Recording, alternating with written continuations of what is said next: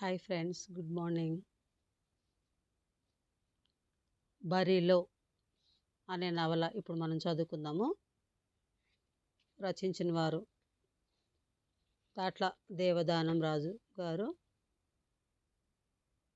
పురాణ, చారిత్రక, సామాజిక, ఆర్థిక, రాజకీయ కోణంలో కోడిపందాల నేపథ్యంలో రాసిన తొలి తెలుగు నవల అని చెప్పి రాశారు ఇక్కడ.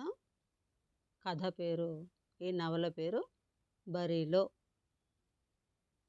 దాట్ల దేవదానం రాజు గారు కోడిపందాల నేపథ్యంలో రాసినటువంటి నవల అని చెప్పి మనకు ఇక్కడ రాశారు. మనం ఇప్పుడు ఈ కథలోకి వెళ్ళిపోదాం. చదువుతున్నది కరుణ సిరిమన్. బరిలో. కోడిపుంజు ఎంతో అందమైనది, అనేక రంగుల్లో ఆకర్షణీయంగా ఉంటుంది. మిగిలిన జాతుల పక్షులకు లేని విలక్షణ స్వభావం కోడిపుంజుది. ఎంత మాత్రం అంతకుముందు పరిచయం లేకపోయినా ఒకానొక వైరితత్వంతో పోరాడే గుణం వాటి రక్తంలోనే ఉంది. కోడిపుంజుల్లో ఉండే రోషాన్ని, పోరాట పటిమని సాంస్కృతిక విలాసంగా, క్రీడా విన్యాసంగా, జూద ప్రక్రియగా మార్చుకున్నాడు మనిషి.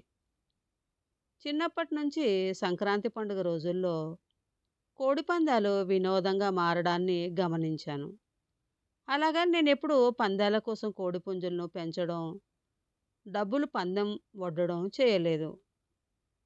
గత 4-5 ఏళ్లుగా యానాంకు దగ్గరలోని మురమళ్ళ, ఎదుర్లంక, పల్లంకుర్రు గ్రామాలకు వెళ్ళేవాడిని.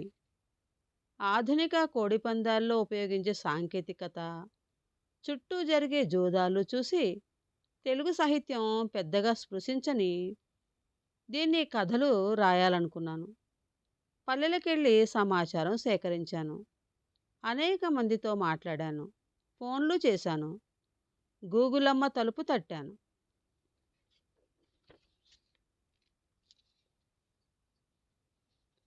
కథలు రాద్దామనుకునేంతలో కరోనా కష్టకాలం వచ్చింది. ఇంటి నుండి అడుగు బయట పెట్టే అవకాశం లేదు. మాటల సందర్భంగా కథల ఇతివృత్తం గురించి ఖదీర్ బాబుకు చెప్పాను. ఆయన కథలు కాదు, నవల రాయండని సలహా ఇచ్చారు. నా దృష్టి నవల వైపు వెళ్ళింది. కథలు, కవిత్వం, దీర్ఘ కవితలు, చరిత్ర, యాత్రా కథనం, రాజకీయ వ్యంగ్య కథనాలు, చమత్కారాలు రాసిన నాకు ఇది తొలి నవల. నా ప్రశ్నలకు, సందేహాలకు విసుగు చెందకుండా సమాచారం అందించిన ప్రతి ఒక్కరికి పేరు పేరున కృతజ్ఞతలు. వ్యక్తిగతంగా పరిచయం లేకపోయినా ఉత్సాహంగా వివరాలు చెప్పి ఎంతోమంది స్నేహితులుగా మారారు. కోడిపందాల నేపథ్యంలో బరిలో నవల రాస్తున్నానని చెప్పినప్పుడు వెన్నుతట్టి ప్రోత్సహించిన సాహితీవేత్తలకు ధన్యవాదాలు. రాస్తున్న సమయంలో అనుక్షణం నీడలా, ఆరోగ్య సంబంధమైన మందులిస్తూ అమ్మలా చూసుకున్న సహచరి ఉదయ భాస్కర్ అమ్మకు ఎంతైనా కృతజ్ఞతలు. ముందు మాటల ద్వారా ఎంతో ఆత్మవిశ్వాసం కలిగించిన ప్రసిద్ధ కథకుడు, నవలాకారుడు మధురాంతకు నరేంద్ర గారికి, కేంద్ర సాహిత్య అకాడమీ అవార్డు గ్రహీత అంపశయ్య నవీన్ గారికి ప్రత్యేక కృతజ్ఞతలు. ప్రతి అధ్యాయంలో సరసమైన హాస్యోక్తులు అందించిన మేడా మస్తాన్ రెడ్డి, సందర్భోచితమైన కోడిపందాల కార్టూన్లు ఇచ్చిన సరసీ గార్లకు ప్రత్యేక కృతజ్ఞతలు.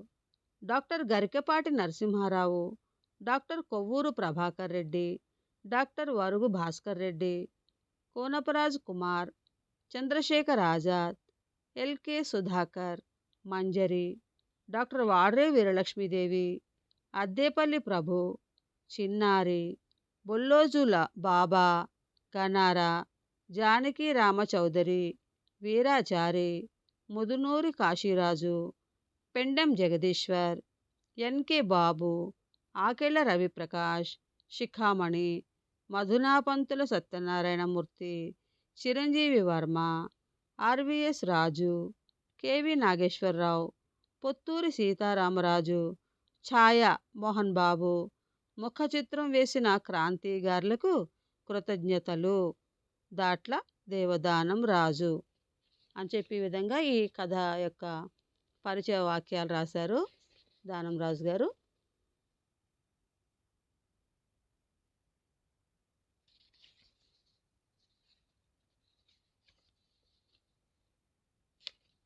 ఇదండి మధుర మన దేవదానం రాజు గారు తన మాటలు చెప్పారు ఈ విధంగా. చాలామంది నవల గురించి రాశారండి. మరి ఇదంతా చదువుకుంటే మీకు బోర్ వస్తుందేమో. అయితే కొద్ది కొద్దిగా నేను నవల పరిచయం గురించి చెప్తూ నేను కథలోకి వెళ్తాను. ఇప్పుడు నేను దానం రాజు గారు చెప్పినటువంటిది కొద్దిగా పరిచయం చెప్పాను కదా. ఇప్పుడు మనం కొద్దిగా కథ చదువుకుని మళ్ళీ మిగతాది పరిచయం చేసుకుందాం. కోడి పందాల రాజు ఎవరు సృష్టించారు? గ్రామాల ఇంటింటా మెరిసే రెక్కలున్న ఎగరలేని ఈ పిట్టజాతిని, ఇంత అందమైన పక్షుల్ని, ఇంతకీ ఇవి పక్షులేనా? ప్రాకృతిక రమణీయ సుందరమైన గ్రామీణ జీవితాల్లో ఇవొక అందమైన చేర్పు కదా. ఆప్యాయతలు ప్రేమలు కురిపించి కలబోసే మహత్తర సమూహం గ్రామీణ జీవితమే కదా. రోజు ఉదయాన్నే గాబుల్లోంచి ఒక కూడు పుంజును ఓడిలో ఇముడ్చుకుని నిమ్మరడం అల్లూరి సీతారామరాజు దైనందిన వ్యాపకం. అలా చేయని రోజు ఏదో కోల్పోయిన భావన రోజంతా వెంటాడుతుంది. గాబులో రాజసంగా అడుగులేసే పుంజుల్ని ఎంతో ఇష్టంగా చూసుకుంటాడు. సీతాకోక చిలుకల రంగురంగు ఈకలతో సొగసైన పుంజులు, వాటి సమక్షం మానసిక బలం చేకూర్చే దివ్య ఔషధం. ఎవరు నేర్పారు వీటికి ఒక వైరితత్వాన్ని, నిప్పులు ఎగజిమ్మే రోషాగ్ని జ్వాలల్ని, ప్రాణాలొడ్డే సాహసాన్ని, పట్టు విడవని స్వభావాన్ని, రక్తమోడుతున్న వెనుదిరగని వీరత్వాన్ని, ఉదాత్త వీరమరణ సంచలనాల్ని, ఇంకా ఇంకా. అందుకే కదా మనిషి వీటిని సాంస్కృతిక విలాసంగా తీర్చిదిద్దుకున్నాడు. అనాదిగా సాంప్రదాయ ప్రతీకగా మార్చుకున్నాడు. పండుగ వేడుకల క్రీడా విన్యాసంగా మలుచుకున్నాడు. చట్టాలు న్యాయస్థానాలు ధిక్కరించి ఆచార ప్రక్రియగా అమలు చేస్తున్నాడు. ఊరేమో కోలంక, పేరేమో అల్లూరి సీతారామరాజు, వయసేమో 86 ఏళ్ళు, చదివిందేమో ఇష్టంగా అనేక పుస్తకాలు, పరిశీలించిందేమో నిఖిల ప్రపంచాన్ని, సహవాసమేమో కోడిపుంజులు. సీతారామరాజుకు మనుషుల మనస్తత్వం తెలుసు, నమ్మడం తెలుసు, తోటివారిని ప్రేమించడం తెలుసు, కష్టాల్లో ఉన్నవారిని ఆదుకోవడం తెలుసు, పిల్లల్లో పిల్లవాడిగా పెద్దల్లో పెద్దవాడిగా మసలడం తెలుసు, జోకులేసి నవ్వించడం తెలుసు, కోడిపుంజుల పెంపకం తెలుసు, కోడిపుంజుల లోకంగా బ్రతకడం తెలుసు.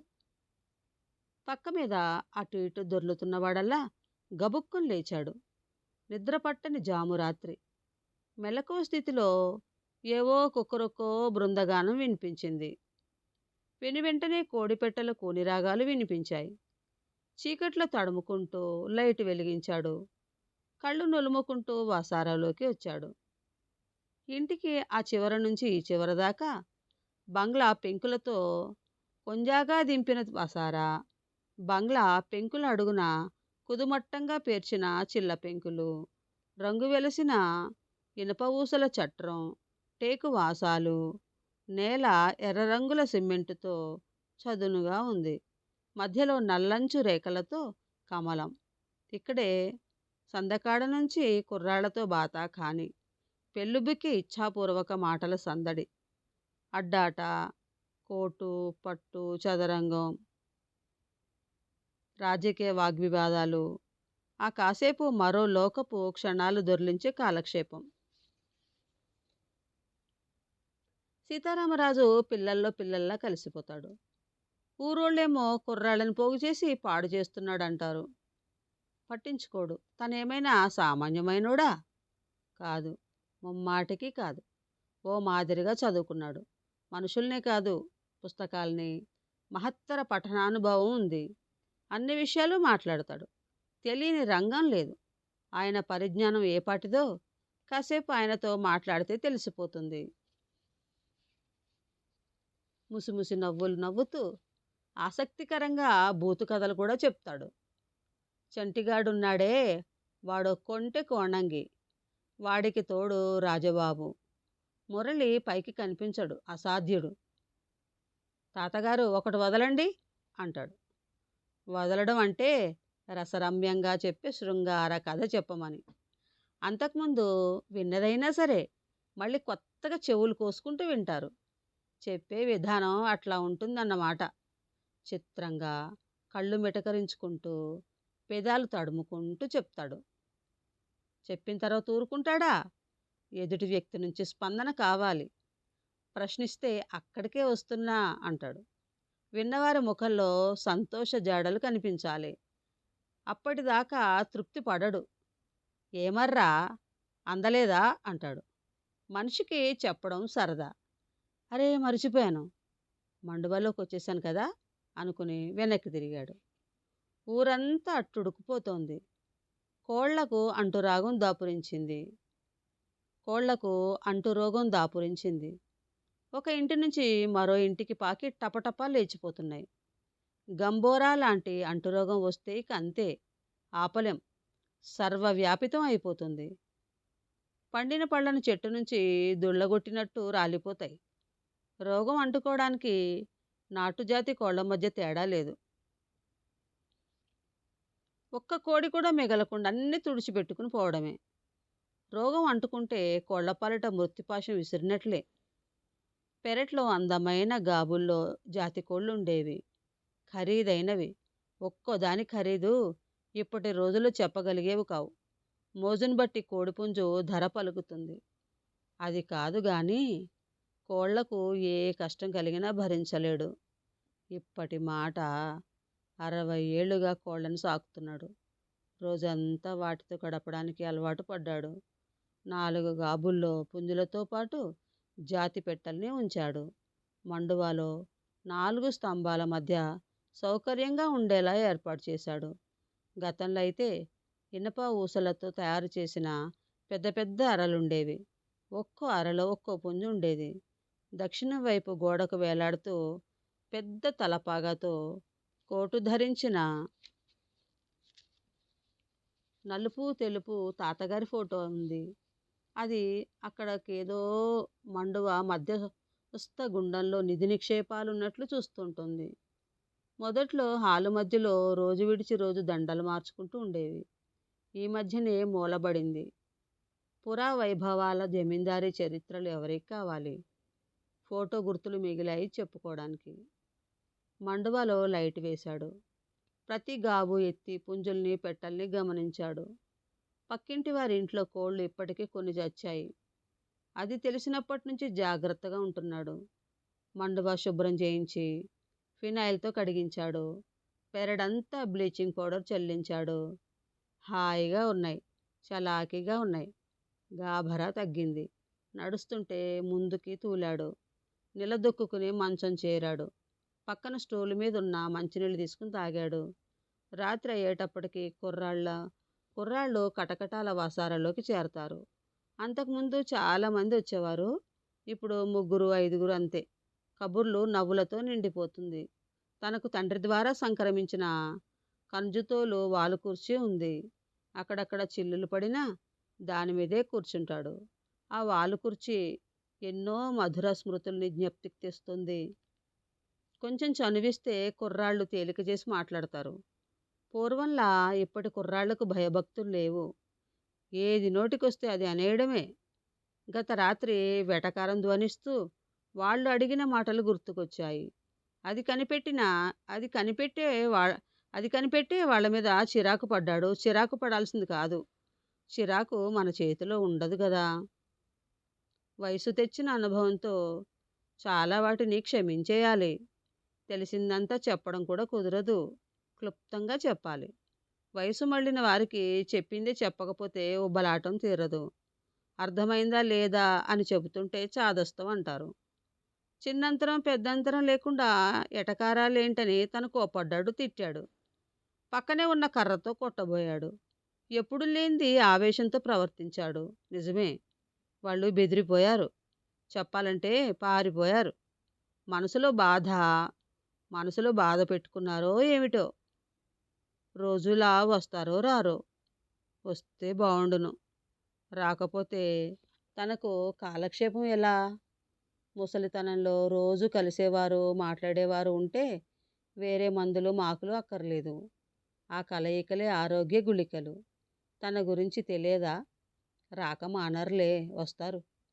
తనను మాత్రం చూడకుండా ఉండగలరా? వస్తారు. తప్పకొస్తారు. ఈసారి మాట జారకుండా జాగ్రత్త పడితే సరిపోతుంది. మాటను వెనక్కి లాక్కోలేం. విరిగితే అతకడం కష్టం. అన్నీ మనకే తెలుసనే ముదిమి కాలం. పోదురు బడాయి మీ లెక్కేంటి అనే కుర్రకారు. చుట్టుపక్కల 10 గ్రామాల్లో కోడిపందాల రాజు అంటేనే తెలుస్తుంది. అసలు పేరు అందరూ ఎప్పుడో మర్చిపోయారు. చాలా కాలం వరకు ఈ పేరుతో పాటు పాత ప్రెసిడెంట్ గారు అని పిలిచేవారు. క్రమం తప్పకుండా ముగ్గురు వస్తున్నారు రోజు. వీళ్ళల్లో చంటికి గ్రామాల చరిత్ర, స్థల పురాణాలు, గతకాలపు మనుషుల అలవాట్లు, ప్రవర్తనలు తెలుసుకోవడం ఇష్టం. ప్రసిద్ధ పద్యాలను రాగయుక్తంగా వినిపిస్తాడు కూడా. 7 కిలోమీటర్ల దూరంలో ఉన్న యానాంలో డిగ్రీ చదువుతున్నాడు. రాజబాబుకు రాజకీయాల మీద శ్రద్ధ ఎక్కువ. తను అభిమానించే పార్టీపై ఈగ వాలనీయడు. ప్రస్తుత రాజకీయాల గురించి మంచి విశ్లేషణ చేస్తాడు. మురళి తను అనుకున్నది ఏమైనా సరే మాట్లాడేస్తాడు. అతని మాటల్లో రీజనింగ్ ఉంటుంది. ముగ్గురు తనకిష్టమైన వారే. వారే తోడు నీడ. ఒకవేళ వాళ్ళు రాకపోవడం ఆలస్యమైతే వెంటనే కబురు పంపేవాడు. అసలు మీ పేరు ఎలా వచ్చింది? కోడిపందాల రాజు. వెక్కిరింపు కదా, అలా పిలవడానికి ఎందుకు ఒప్పుకుంటున్నారు? చంటిబాబు అడిగాడు. రాజాబాబు విసుక్కున్నాడు. పెద్దాయన ఇదే అవకాశం అనుకుని ఇక మొదలెడతాడు నాయనో అని అనుకుంటున్నట్టు ముఖం చూడగానే తెలిసిపోతుంది. ఒరేయ్ కుర్ర సన్నాసుల్లారా, అదొక్కటే కాదు, ఇంకా చెప్పాల్సింది చాలా కథ ఉంది. చెప్తానుండండి అని లేచి లోపలికెళ్ళి పొగాకు ఫారం తీసుకొచ్చి వాలు కుర్చీలో తాపిగా కూర్చుని ప్రారంభించాడు.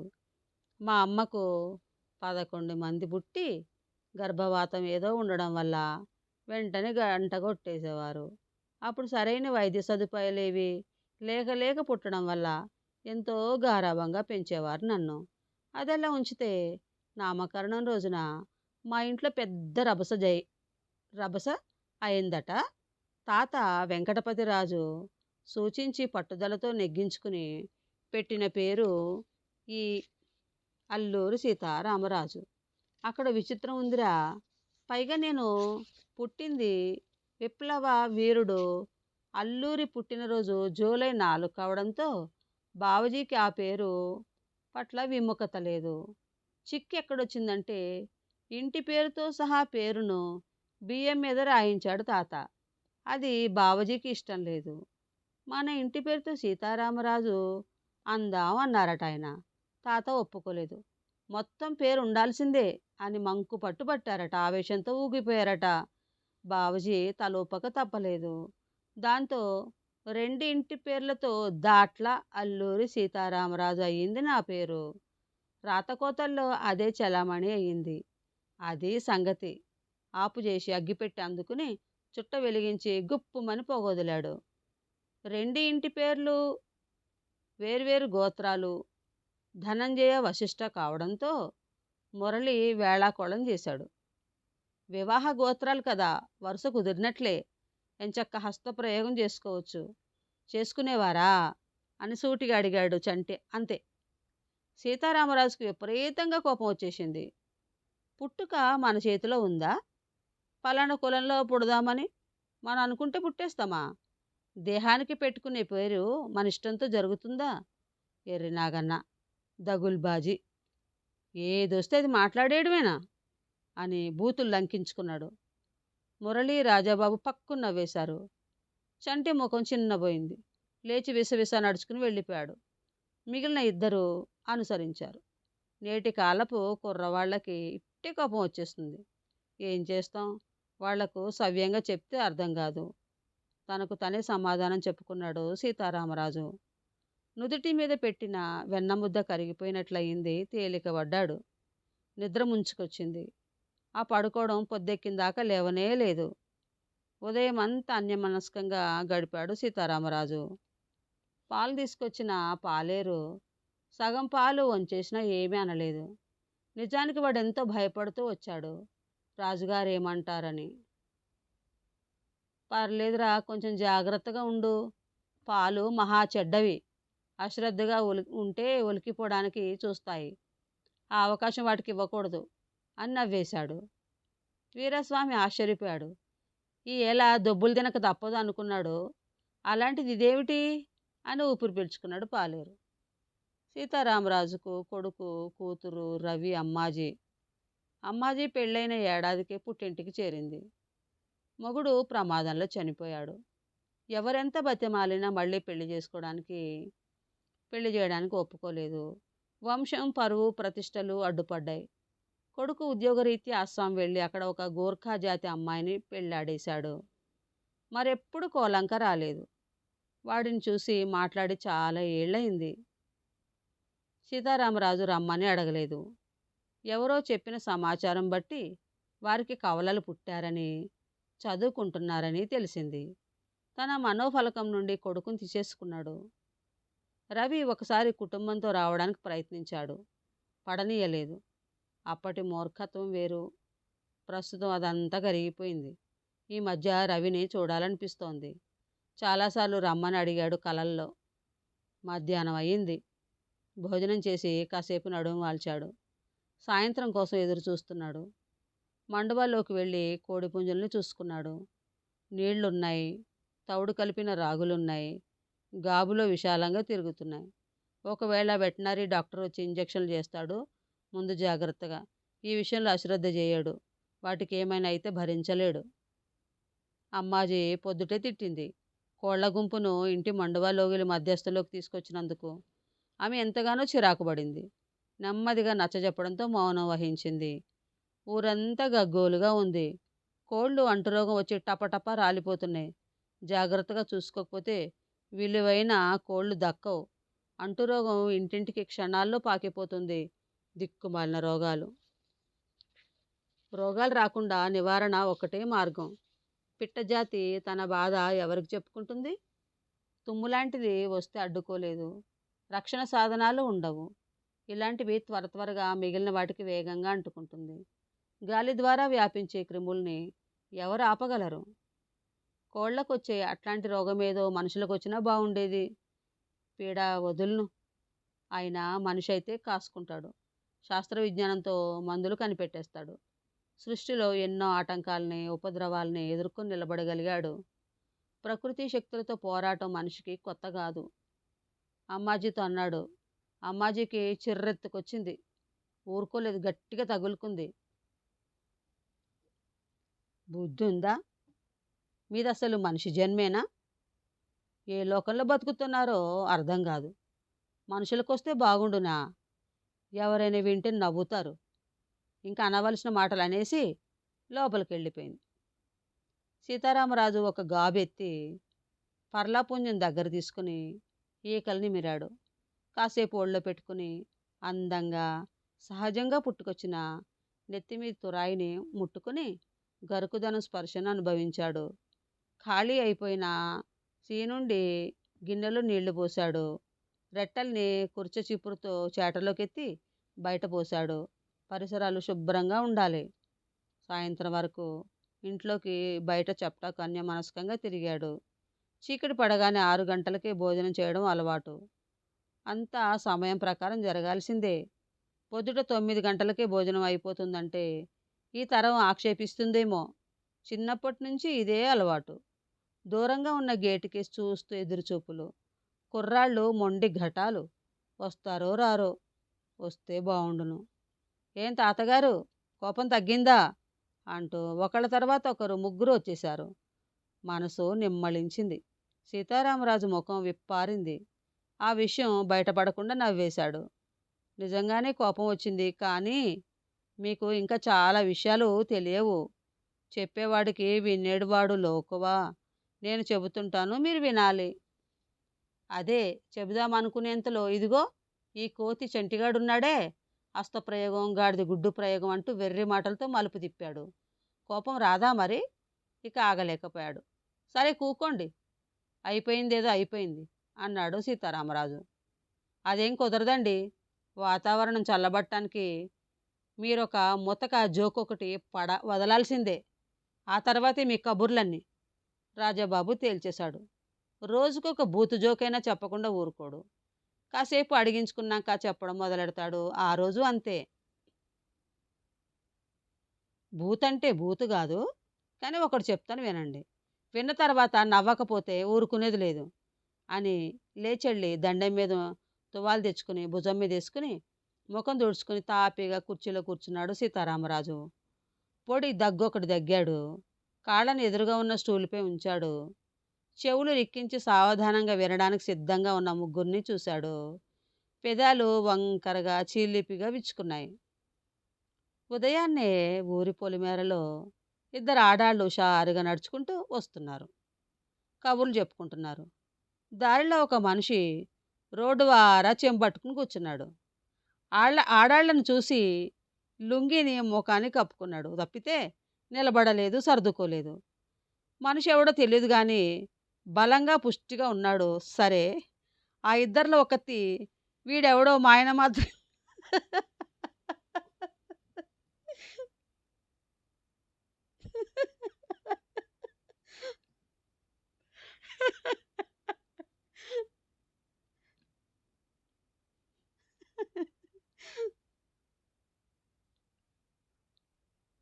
సారీ. ఆ ఇద్దరిలో ఒకతి వీడెవడో మాయన మాత్రం కాదని చిన్నగా నవ్వుతూ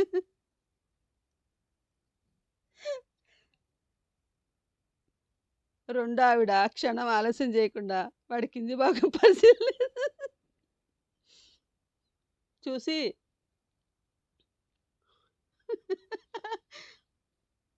మనూరోడే కాడెహె అంది పక్క పక్క నవ్వుతూ. ముందు వాళ్లకు ఇందులో జోకేమిటి జోకేమిటో అర్థం కాలేదు. కాసేపటికి మురళి, చంటి మాత్రం అర్థం చేసుకుని అంటే పడి పడి నవ్వసాగారు. రాజాబాబుకు వెంటనే బల్బు వెలగలేదు. వెలిగాక ఆ ఇద్దరితో శృతి కలిపాడు. అయ్యిందా? ఇక చాలించండి. శివాలెత్తే కోడిపుంజులా ఎగిరెగిరి పడకండి. భలే చెప్పారండి ముగ్గురు అన్నారు.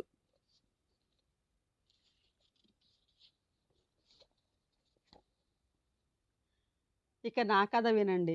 నేను పుట్టింది విప్లవ వీరుడు అల్లూరి. పుట్టినరోజు ఒకటేనని చెప్పాను కదా. ఇంకో విశేషం కూడా ఉంది. మా అమ్మగారి పేరు అల్లూరి, తల్లిగారి పేరు ఇంటి పేరుతో సహా ఒకటే, మందపాటి సూర్యనారాయణమ్మ. అంచేత బావాజీ దృష్టిలో నా పేరు ఎప్పుడో స్థిరపడిపోయింది. ఓహో అని బుర్రలూపారు మిత్రులు. మరొక విషయం తెలుసా? ఈ ఊళ్ళో ప్రతివాడికి ఒక పెట్టుడు పేరు ఉంటుంది. ఏడిపించే పేరన్నమాట, నిక్ నేమ్. నాకు ఉంది. నన్ను చిన్నప్పుడు పూసలోడు అనేవారు. పెద్దయ్యాక కోడిపందాల రాజు అన్నారు. అన్నట్టు అల్లూరిని చిన్నప్పుడు ఏమని పిలిచేవారో తెలుసా? ఎవరూ మాట్లాడలేదు. తెలియదన్నట్టు తలలు అడ్డంగా ఊపారు. చిట్టిబాబు, చిట్టిబాబు అనేవారు. ఆ పేర్లకు కారణాలు కూడా ఉంటాయి. భర్త పేరు పెట్టినవారు ఆ పేరు ఉచ్చరించడానికి సంకోచించి మారు పేరుతో పిలుస్తారు. ఇక నా సంగతి ఏమిటంటే, అమ్మ ఒళ్ళంతా పూసల దండలేసిందట దిష్టి తగలకుండా. అందుకే పూసలోడు పూసలోడు అని పిలిచేవారు. మొదట్లో ఉడుక్కుని అమ్మ దగ్గర పేచీ పెట్టి ఏడ్చేసేవాడిని. తర్వాత సర్దుకుపోయాను. కోడి పందాల రాజు అని ఎందుకనేవారంటే అని ఆపేశాడు. అది చెప్పొద్దు. మళ్ళీ మళ్ళీ వినడం దండగా.